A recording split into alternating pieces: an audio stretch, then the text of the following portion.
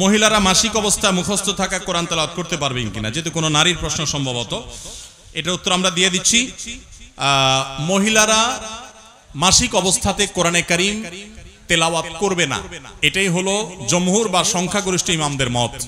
তারা চাইলে তেলাওয়াতের অডিও ইত্যাদি শুনতে পারবে, তারা চাইলে ইসলামিক বই পুস্তক পড়তে পারে, কোরআনের তাফসীর গ্রন্থ পড়তে পারে, হাদিস গ্রন্থ পড়তে পারে, কিন্তু সরাসরি কোরআন তারা তেলাওয়াত করবে না অপবিত্র অবস্থায়, বরং পবিত্র হওয়ার পর তারা তেলাওয়াত করবে, এটাই বিশুদ্ধতর মত। যদিও ইবনে তাইমিয়া রাহমাতুল্লাহ সহ কোন ইমামদের মতে সেটা করতে পারবে। বিয়ের কাবিন কি বাকি রাখা যাবে? কিছু বিয়ের সময় কিছু পরে।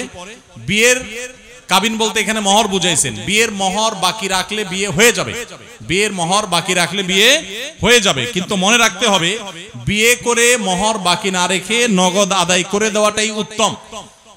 ফাতেমা রাদিয়াল্লাহু তাআলা আনহার বিয়ের সময় আলী রাদিয়াল্লাহু তাআলার উপরে যে বিয়ের মোহর ধার্য করা হয়েছে, ফাতেমা রাদিয়াল্লাহু তাআলা আনহা নিজে প্রিয় নবী সাল্লাল্লাহু আলাইহি ওয়াসাল্লামকে তার বাবাকে বলেছেন আমার বিয়ের মোহর যেন আগে পরিশোধ করে দেওয়া হয়, সেটা আগেই পরিশোধ করে দেওয়া হয়েছে। আমাদের সমাজে মেয়েদের বিয়ের মোহর পরিশোধ টাইম মতো তো করা হয়ই না, বরং পারলে আমাদের মা বোনদের উপরে এক রকমের জুলুম চাপিয়ে দেওয়া হয়। জুলুম কি চাপিয়ে দেওয়া হয়?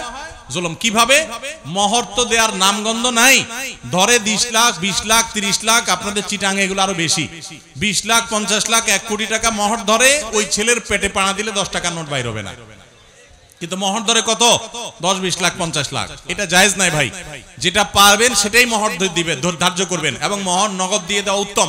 হ্যাঁ, বাকি রাখলে বিয়ে হয়ে যাবে, কিন্তু বাকির নাম ফাঁকি যেন না হয়, যথাসম্ভব দ্রুততার সাথে সেটা কি করতে হবে? আদায় করতে হবে। আল্লাহ আমাদের সবাইকে বুঝা এবং আমল করার তৌফিক দান করুন।